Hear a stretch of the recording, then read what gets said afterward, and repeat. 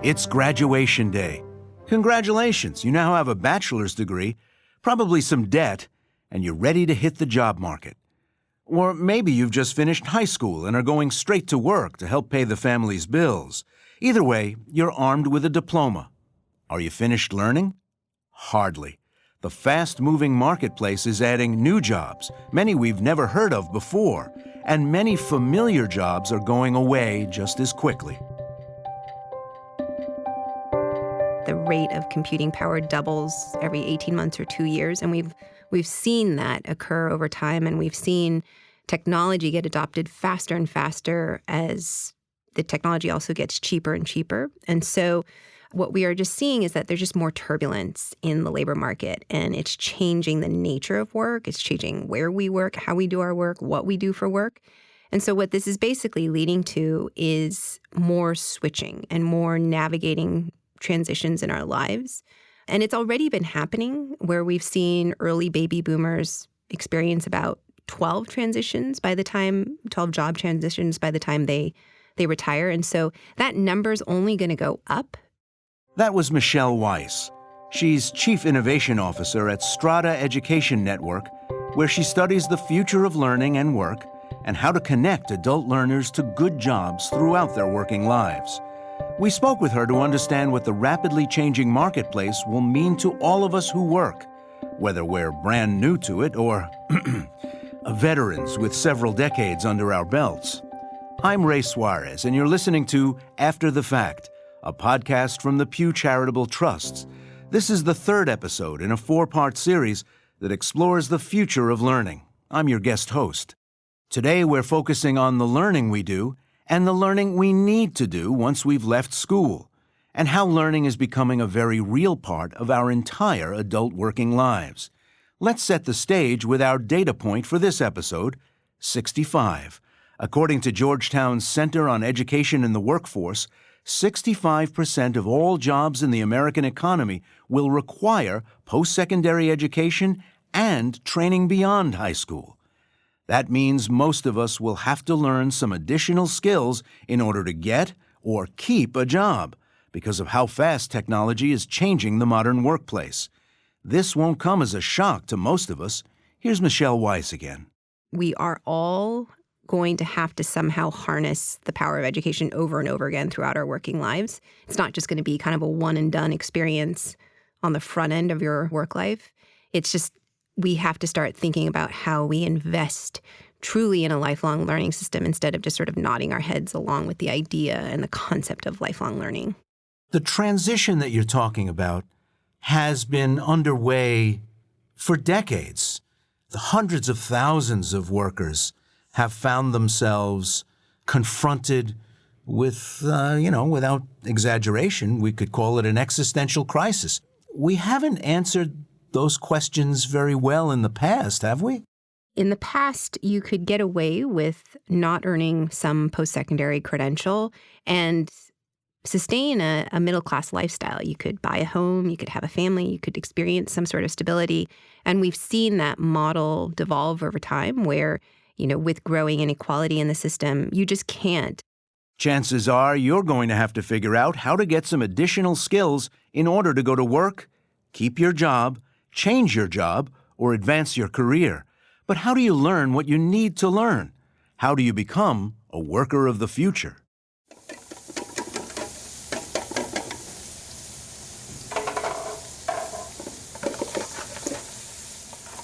So shrimp have this dark vein that runs along the backside of them. We're just going to slice them shallowly along their backs and pull that vein out, okay? And then all of the... Okay. So you're and then, going to put a shell off again? Yeah, so you're going to pull the shells off, and then you're going to... And I don't think that these shrimp have the head on, but I can't remember for sure. So to take the shells off, you're just going to use your fingers. We're here in the cooking classroom of Jobtrain in Menlo Park, California. Jobtrain is a nonprofit organization that helps people who are low income, out of work, or on prison furlough find and get on a career path. Jobtrain offers vocational training and academic guidance for students who need a GED or want to go to college, for example. They also help with essential life skills, such as managing finances or their anger, all for free. The students have 11 weeks to master skills that are badly needed. 67% of jobs in California do not technically require a college degree. In fact, 43% of all jobs in California are middle-wage, middle-skilled jobs. So people who don't have college degrees have been trained to believe that they only have access to low-skill, low-wage kinds of jobs, and that couldn't be further from the truth. That's Barry Hathaway. He's the CEO of Jobtrain, which teaches willing adults skills in 4 areas: the construction trades, the healthcare and technology fields, and as we're learning today, the culinary arts. Once students finish their program, work is often waiting. We know that employers in the Bay Area are not able to grow as quickly as they'd like, are not able to contribute to the economy in a way that they actually could because they can't get the skilled workers they need. And we are helping with that.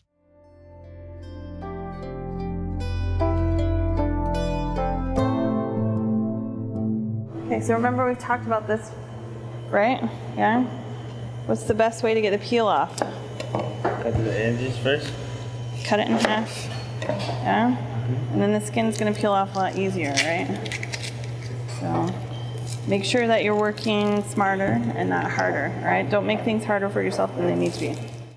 Chef Emily Phillips is the instructor in the cooking class. She's been a chef for 20 years and has worked in both casual cafes and boutique restaurants. Now she's teaching adults who've had no previous experience how to cook. What do they have to master in order to be ready to walk into a restaurant and have a boss say, go to work, do this?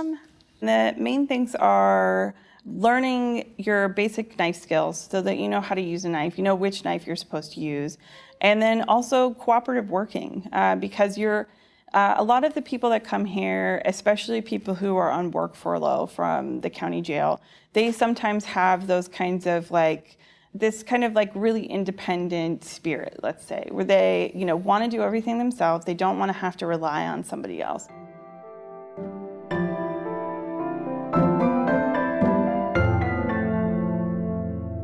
They're learning how to cook, but they're learning it at a very important fundamental level. They're learning, very importantly, customer service, how to be a great employer on the job, what employers are looking for, how to be that person that, whether they're dealing with the staff of the organization or customers of the organization, they treat everybody with respect and kindness and are very diligent, hard, knowledgeable workers. These skills, known as human or soft skills, are key for all of us workers to master as the marketplace moves toward more automation and rote jobs are phased out. In many professions, you can't teach a robot to navigate the ins and outs of other people's personalities. Cooking is one of them. This is not the kind of job where you can't rely on somebody else. You have to be able to rely on your teammates even if you don't like them, even if you feel like they're not a person that you would hang out with after work. You still have to come into work every day and be able to work with them. You have to be able to not only bone the fish, but work with somebody else to get it ready to eat. Exactly, yes, yeah. Because it's it's a dangerous job. There's fire, there's sharp knives, there's raw meat everywhere. It's also chaotic and it's very stressful. And so learning how to manage your emotions, learning how to manage your feelings and compartmentalize is a very big part of learning how to be a chef.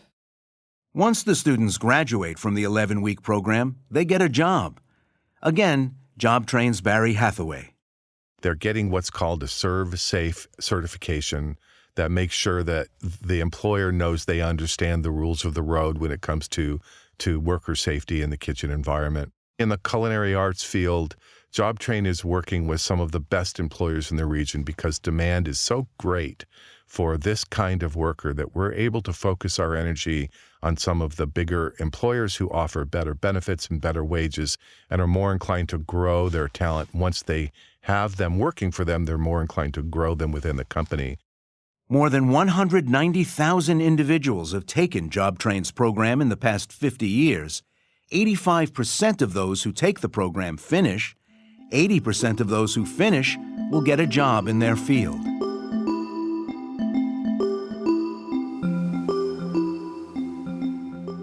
If acquiring soft skills is one of the keys to having a job in the future, so is the desire to learn, even for those folks who've been able to rely on one career or a job they know how to do well. Again, Michelle Weiss.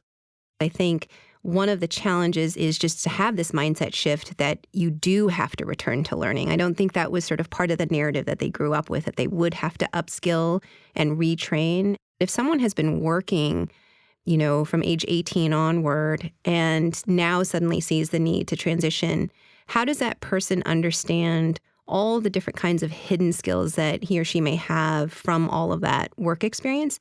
And how can that person think about adjacent domains where they might be able to transfer some of their experience into something new?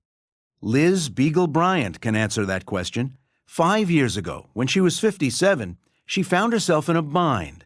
She's the main breadwinner for her family and was laid off from her administrative assistant job at a big tech company. But she had an idea.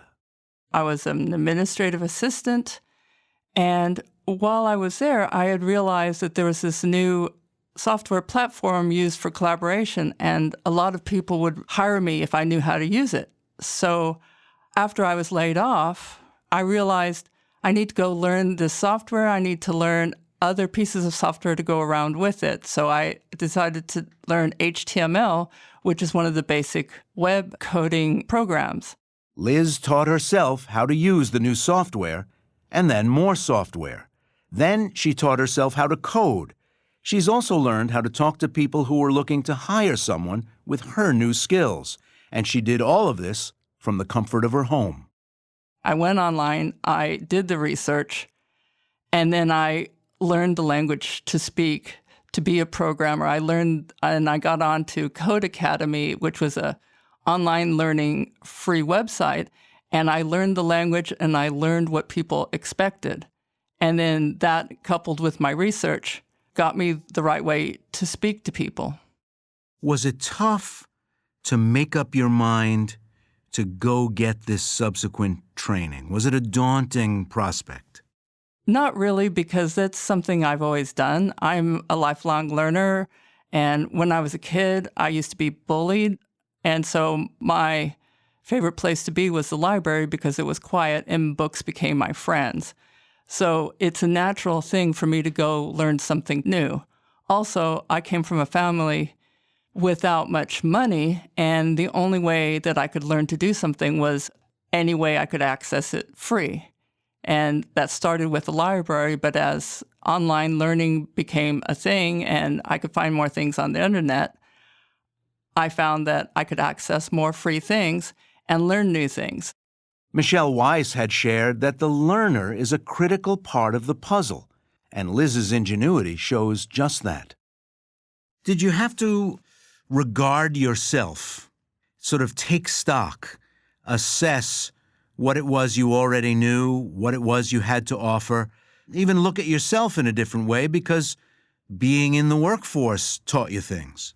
Each resume that I wrote, I had to say, for this job, what are the different skills I have? And then for this next job description, what can I bring to the table and what is this company going to want to see from me? And so I had to constantly reevaluate myself just going through the process of trying to get the next job. And so I tried on each of these jobs that I looked at, and it was like I was trying on different costumes, but it was really, I was trying on my different skill sets and seeing how can I fit into each of these jobs. And fit in she did. 1 month after she learned coding, Liz got a job at Sound Transit, the public transit agency that operates the rail and bus system in the Seattle region. From there, the trajectory of my life totally changed. 5 years later, I have my dream job at Sound Transit doing that collaboration software as the expert within my department.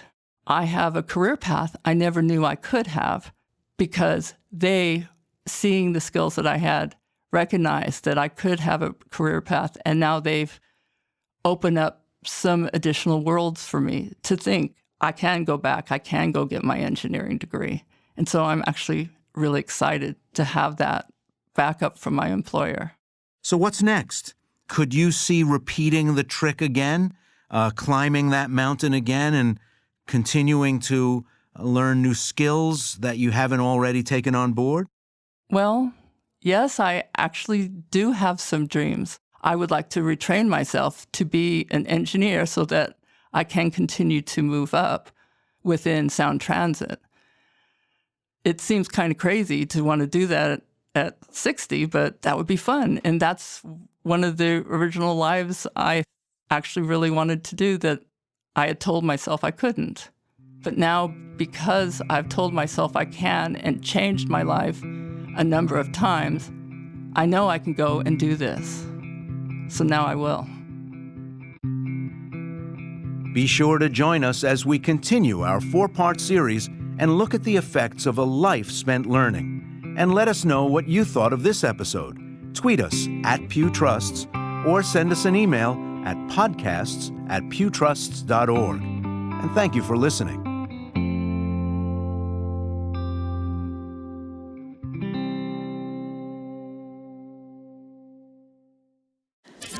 After the Fact is produced by the Pew Charitable Trusts.